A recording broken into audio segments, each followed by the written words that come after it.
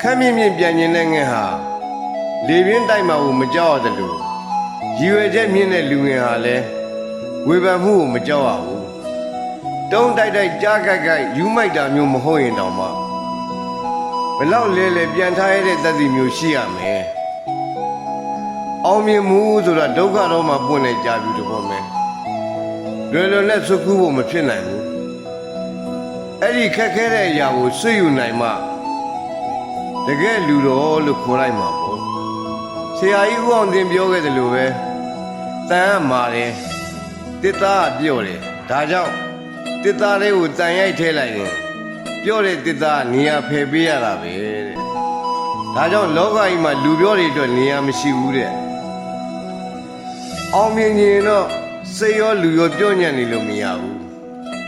ပြော့ညံ့နေရင်တော့သူများနောက်ရောက်နေမှာ